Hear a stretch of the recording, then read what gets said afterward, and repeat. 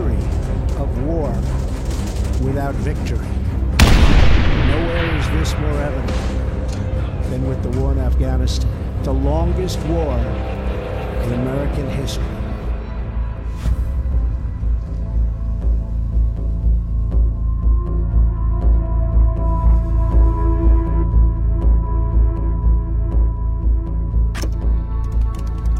In December 1979, the Soviet Union invaded Afghanistan, bringing communism to this deeply... আফগানিস্তানের আকাশে তখনও বারুদের গন্ধ।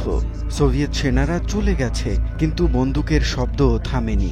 পাহাড়ি গ্রাম থেকে রাজধানীর বাজার, সবখানেই ছড়িয়ে আছে ধ্বংসস্তূপ আর অনিশ্চয়তা। যে যোদ্ধারা একসময় বিদেশি শক্তির বিরুদ্ধে লড়েছিল, তারা এখন লড়ছে একে অপরের সাথে। কাবুলের ক্ষমতা ভাগাভাগি নয়, বরং মর্টারের গোলায় ছিন্ন বিচ্ছিন্ন হচ্ছে রাস্তা, ঘরবাড়ি আর জীবন। এই হতাশার ভেতর মানুষ খুঁজছিল একটি জিনিস, শান্তি, যে কোনো মূল্যে। ঠিক তখনই দৃশ্যপটে আসে এক নতুন নাম, তালেবান।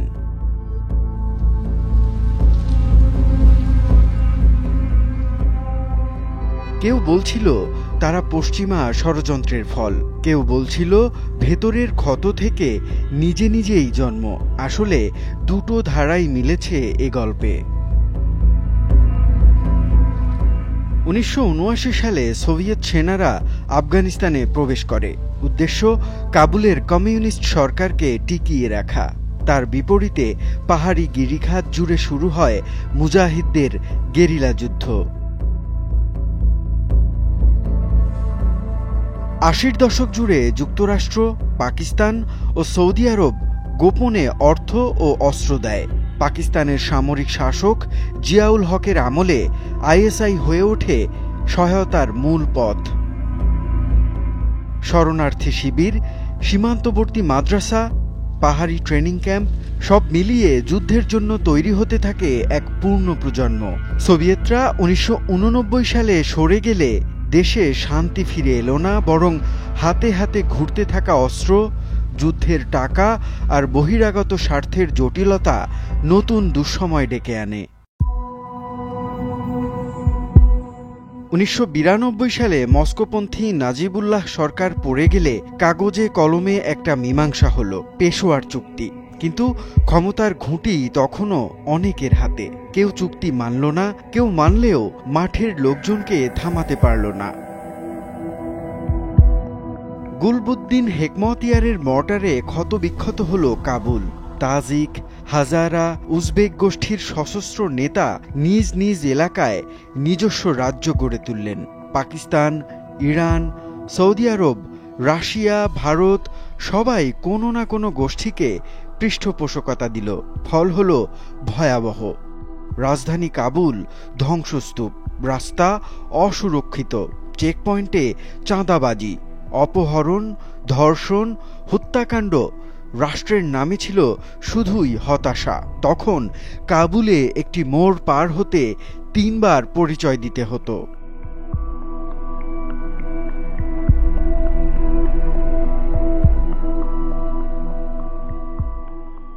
এই ভাঙাচোরা বাস্তবতায় দক্ষিণের কান্দাহারে একদল সাবেক যোদ্ধা ও ছাত্র মাথা তোলে।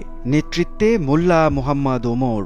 সোভিয়েত বিরোধী যুদ্ধে ডান চোখ হারানো ওমর যুদ্ধের পর মাদ্রাসায় ফিরে গিয়েছিলেন।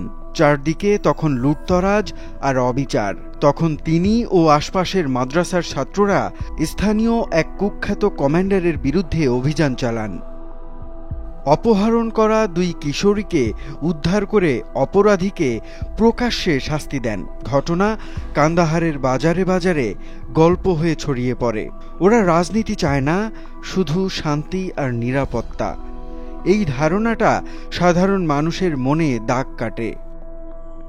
নভেম্বর 1994-এর মধ্যে কান্দাহার শহর কার্যত তাদের হাতে।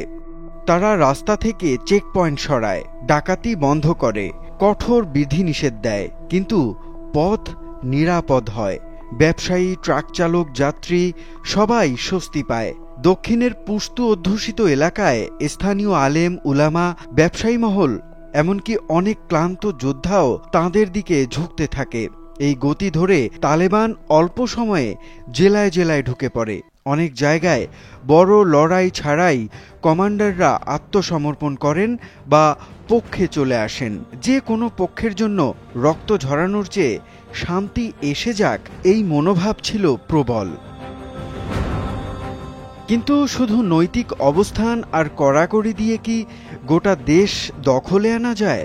আসলে পেছনে ছিল সংগঠিত পৃষ্ঠপোষকতা। সীমান্তের ওপারে পাকিস্তান, শরণার্থী শিবির, মাদ্রাসা নেটওয়ার্ক, চিকিৎসা সরঞ্জাম, জ্বালানি, গোয়েন্দা ও লজিস্টিক সহায়তা সবই পাওয়া যাচ্ছিল সহজে। সৌদি আরব ও উপসাগরীয় দাতাদের অর্থ, তহবিল আর দাওয়াতি নেটওয়ার্কও কাজ করেছে। কান্দাহার, স্পিন, বোলদাক, চামান হয়ে যে বাণিজ্যিক রুট, সেটি নিরাপদ করা বাণিজ্য গোষ্ঠীরও স্বার্থ ছিল।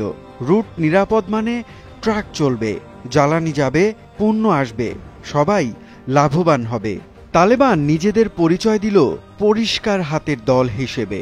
ক্ষমতার বন্টন নয়, ইসলামী আইন দিয়ে শৃঙ্খলা ফিরিয়ে আনাই তাদের প্রতিশ্রুতি।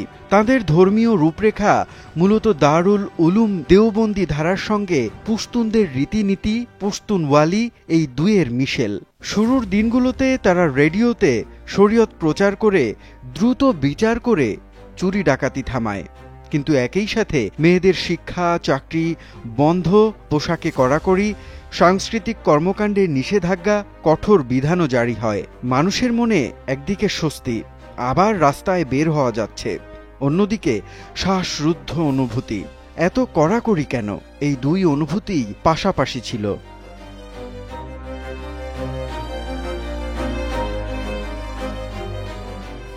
1995 সালে তালিবান হেরাত দখল করে। 1996 সালের সেপ্টেম্বরে কাবুল। বুরহান উদ্দিন রাব্বানি সরকার পিছু হটে। সাবেক প্রেসিডেন্ট নাজিবুল্লাহকে জাতিসংঘ কার্যালয় থেকে টেনে বের করে হত্যা করে দেহ ঝুলিয়ে রাখে। এই দৃশ্য বিশ্বকে নাড়িয়ে দেয়। কাবুল নিয়ন্ত্রণে নিয়ে তারা ইসলামী আমিরাত ঘোষণা করে। মোল্লা ওমর হন আমিরুল মুমিনিন, রাষ্ট্রপ্রধান তুল্য মর্যাদায়। 1998 সালের মধ্যে দেশের 90% এলাকা তাদের হাতে। উত্তর পূর্ব প্রান্তে কেবল আহমদ শাহ মাসউদের নেতৃত্বে নর্দার্ন অ্যালায়েন্স টিকে থাকে।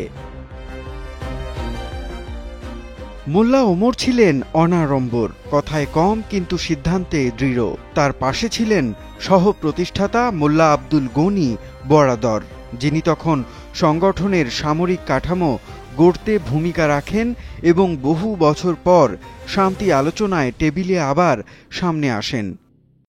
উচ্চশিক্ষিত নীতি নির্ধারক নয়, ধর্মীয় পাঠ, যুদ্ধের অভিজ্ঞতা আর শৃঙ্খলা প্রয়োগের ইচ্ছাই ছিল তাদের মূল পরিচয়। দারুল উলুম হক্কানিয়ার মতো মাদ্রাসা থেকে আসা বহু ছাত্রই পরে ফ্রন্টলাইনে নেতৃত্ব দেয়, প্রতীকীভাবে যাকে বলা হয় তালেবানের নার্সারি।